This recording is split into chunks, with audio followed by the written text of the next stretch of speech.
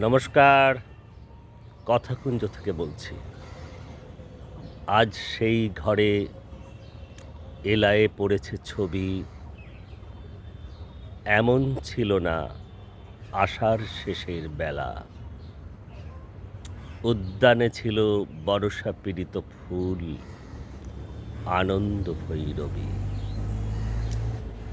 আজ সেই গোঠে আসে না রাখাল ছেলে, বাজে না বাঁশিতে বটের মূল। এখনো বরষা কোদালে মেঘের ফাঁকে বিদ্যুৎ রেখা মেলে। সে কি জানিত না যত বড় রাজধানী তত বিখ্যাত নয় এ হৃদয়পুর। আমি তারে যত জানি আনখ সমুদ্র। আজ সেই ঘরে এলায়ে পড়েছে ছবি, এমন ছিল না আষাঢ় শেষের বেলা। উদ্যানে ছিল বর্ষাপীড়িত ফুল, আনন্দ ভৈরবী। আজকে অনেকদিন পর সকালবেলা একটু গঙ্গা পাড়ে চলে এসেছি। এই কবিতা এর আগেও আপনাদের শুনিয়েছি।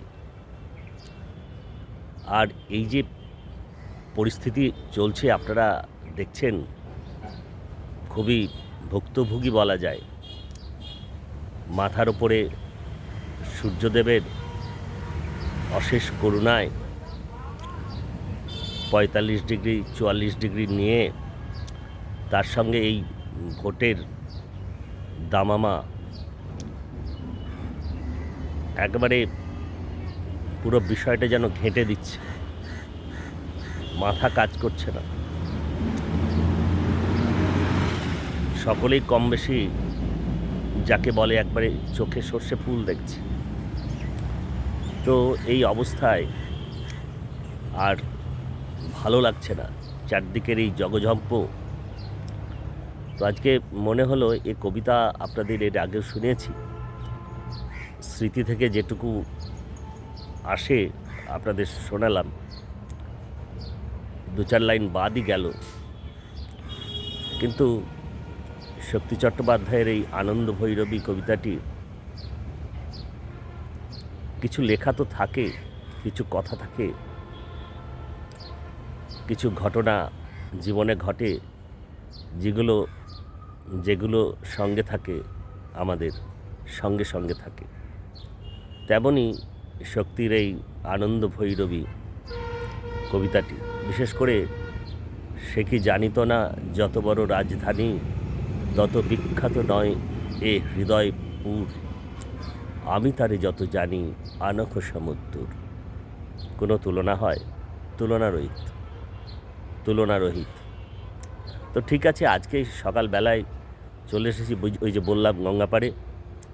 তো একটা সময় তো যখন যেখানেই যাই আপনাদের কথাকুঞ্জের কিছু না কিছু ছোট ছোট অনুষঙ্গ দিয়ে শুরু করি। হঠাৎ আজকে এই শক্তির কবিতা মনে পড়ে গেল। আজ সেই ঘরে এলায়ে পড়েছে ছবি, এমন ছিল না আষাঢ় শেষের বেলা। উদ্যানে ছিল বর্ষাপীড়িত ফুল, আনন্দ ভৈরবী।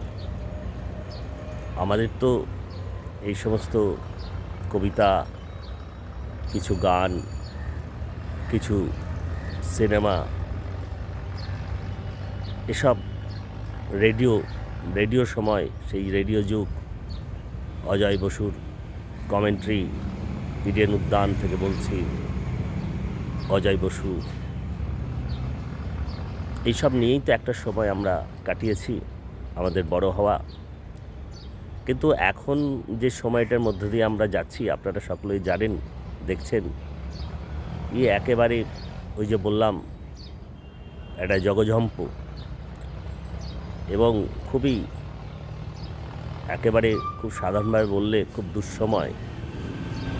এর আগেই পর্বে আপনাদের লিখেছিলাম, এবারও সুখের সময় নয়। পা থেকে মাথা পর্যন্ত টলমল করে।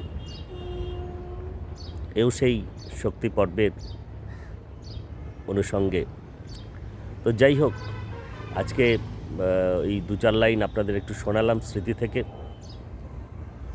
সকলে এই অবস্থার মধ্যেও ভালো থাকতে চেষ্টা করবেন। ভালো থাকা খুব কঠিন জানি, কিন্তু বারবার বলি ভালো আমাদের থাকতেই হবে, কারণ ভালো না থাকলে আগামীর কাজগুলো করা যাবে না। বা আমরা যে স্বপ্ন দেখি, আপনারা সকলে যে স্বপ্ন দেখেন, সেই স্বপ্নকে বাস্তবায়িত করতে গেলে ভালো থাকবার চেষ্টা করতে হবে। ঠিক আছে, আজকের কথাগুঞ্জ তাহলে এখানেই শেষ করি। ধন্যবাদ, নমস্কার।